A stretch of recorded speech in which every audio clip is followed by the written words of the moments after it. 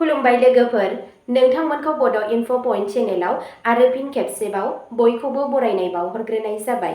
आं दिनै नोंथांमोननि सिगाङाव राशि बायदियै दिनैनि सानसेनि फानजामुथिखौ फरायथिनो लादों। आसा खालामो नोंथांमोना भिडिअखौ नायना मोजां मोनगोन।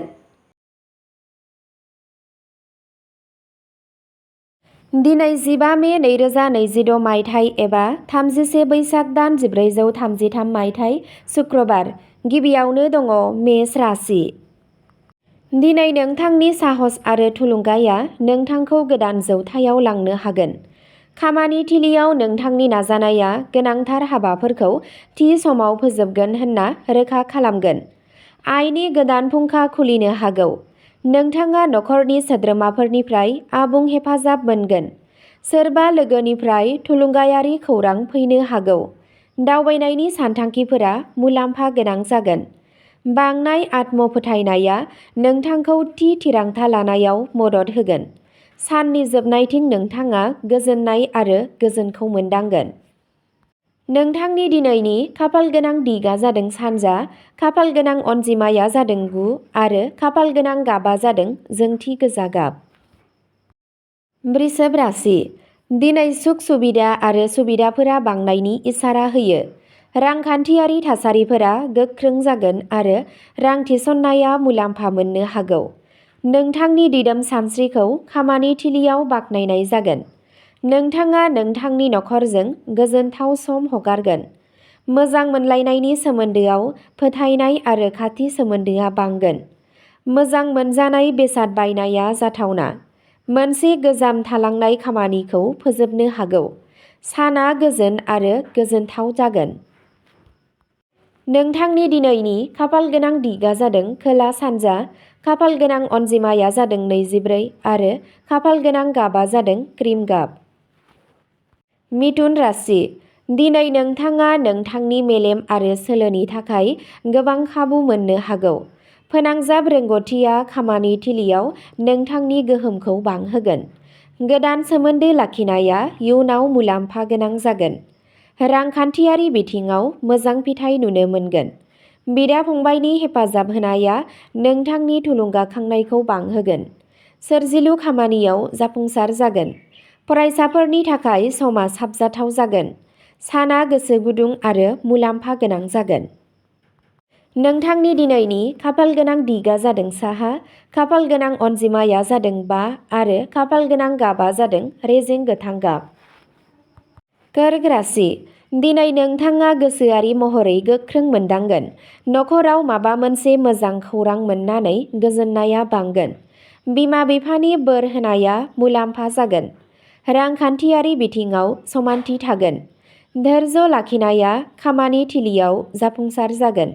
धोरोमारि हाबाफोराव गोसो गुदुं जानाया बांनो हागौ। नोंथांनि जिउनि लोगोरिनिफ्राय हेफाजाब मोनगोन। साना गोसोआरि गोजोन होगोन। नोंथांनि दिनैनि खाफालगोनां दिगा जादों सा-सोनाब, खाफालगोनां अनजिमाया जादों 2 आरो खाफालगोनां गाबा जादों गुफुर गाब। सिंह राशि। दिनै नोंथांनि फोथायथि आरो समायनाया थिखिनियाव थागोन। नोंथाङा गोजौ मावख'गिरिफोरनिफ्राय बाख्नायनाय मोनगोन।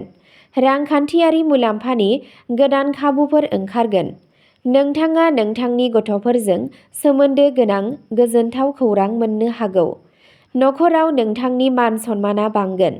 नोंथांनि दैदेननाय गोहोजों बयबो गोहोम खोख्लैगोन। गोनांथार थिरांथाफोरा नोंथांनि फारसे थागोन। साना गोग्गानाय आरो जाफुंसारनायजों बुंफबनाय जागोन। नोंथांनि दिनैनि खाफालगोनां दिगा जादों सानजा खोला, खाफालगोनां अनजिमाया जादों 1 आरो खाफालगोनां गाबा जादों सना गोमो गाब।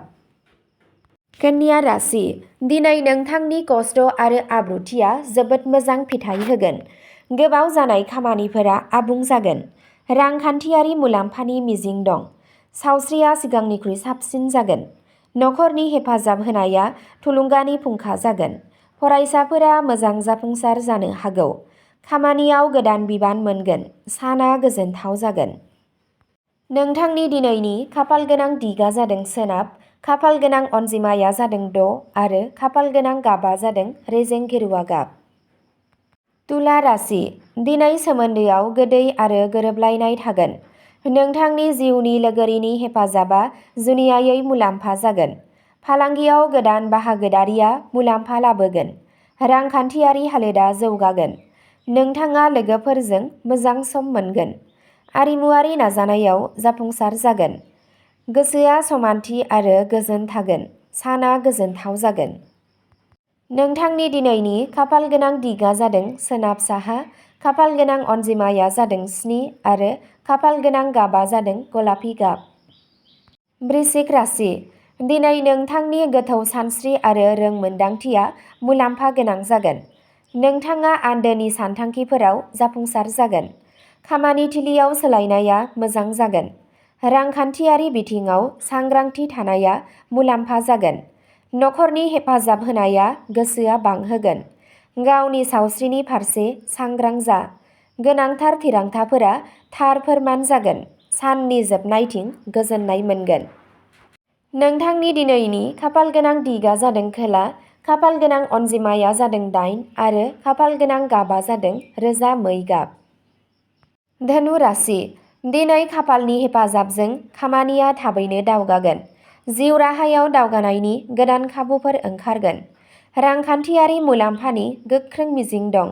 दावबायनाया गोजोनथाव आरो मुलाम्फा गोनां जागोन। नोंथाङा धोरोमारि हाबाफोराव बाहागो लागोन।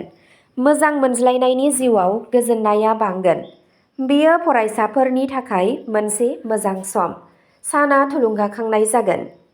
नोंथांनि दिनैनि खाफाल गोनां दिगा जादों सा-सानजा, खाफाल गोनां अनजिमाया जादों 3 आरो खाफाल गोनां गाबा जादों गेरुआ गाब।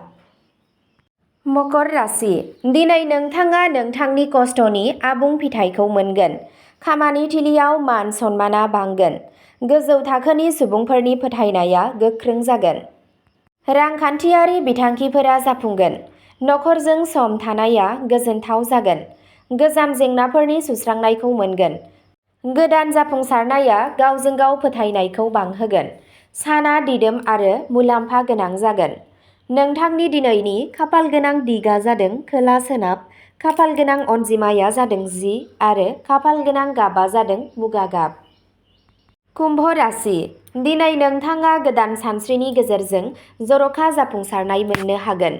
टेकनिकेल खामानियाव मुलाम्फा जागोन। लोगोफोरनिफ्राय हेफाजाब होनाया सोलिबाय थागोन। नोंथांनि रांखान्थियारि थासारिया गोख्रों जागोन। मोनसे गोदान बिथांखि जागायनो हायो। बायजोआरि आयदाफोरजों सोमोन्दो थानाय खामानिफोराव दावगानाय जागोन। गोसोआरि गोहोआ गोजौ थागोन। साना थुलुंगाखांथाव जागोन।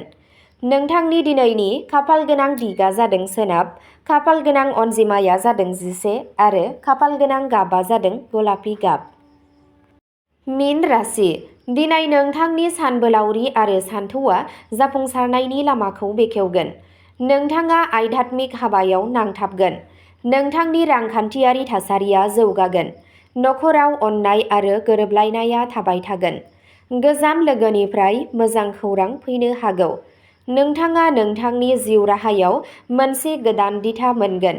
गोसोआरि गोजोनआ सोलिबाय थागोन। साना रंजाथाव जागोन। नोंथांनि दिनैनि खाफाल गोनां दिगा जादों सा-सानजा, खाफाल गोनां अनजिमाया जादों 12 आरो खाफाल गोनां गाबा जादों रोजा मुगा गाब। अब्ला दिनैनि भिडिअ'आ बेखिनियावनो जोब्बाय। एसेनोसै, गोजोन्थों।